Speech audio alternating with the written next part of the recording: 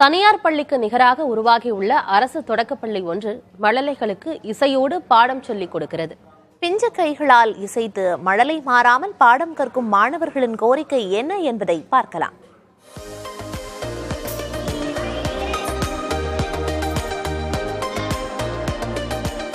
தென்காசி மாவட்டம் ஊத்துமலை அடுத்த குறிஞ்சாக்குளத்தில் உள்ள ஊராட்சி ஒன்றிய துவக்கப்பள்ளி தனியார் பள்ளிக்கு சவால் விடும் வகையில் சிறப்புற இயங்கி வருகிறது. முன்னாள் மாணவர்கள் நட்டு வளர்த்த மர நிழலின் குளுமையில் வகுப்பறைகள் நிழல் நிறைந்து காட்சியளிக்கின்றன. நகரத்தின் சத்தம் தொட்டுவிடாத தொலைதூர கிராமத்தின் ஒரு ஓரத்தில் உள்ள தொடக்கப்பள்ளியில் இசை பாட்டு சேர்த்து பாடம் கற்பிக்கப்படுகிறது.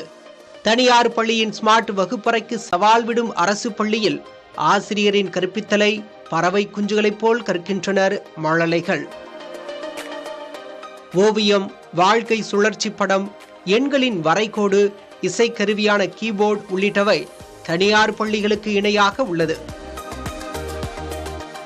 2 ஆசிரியர்கள் மட்டுமே இருக்கும் அறிவு கூடத்துக்குள் 35 மாணவர்களும் கற்கிறார்கள்.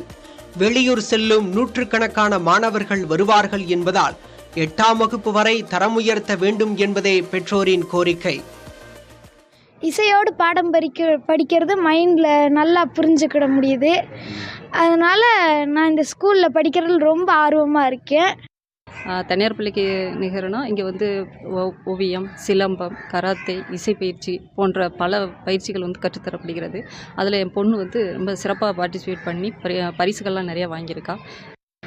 என்னுடைய கையிலேருந்தே பணத்தை போட்டு தபிலா, கீபோர்ட்லேருந்து எல்லாத்தையுமே பசங்களுக்கு வாங்கி கொடுத்து பசங்களுக்கு அதை நான் கற்றுக் கொடுத்துட்றேன். சிலம்பமும் நாங்களே கற்றுக் கொடுக்குறோம்.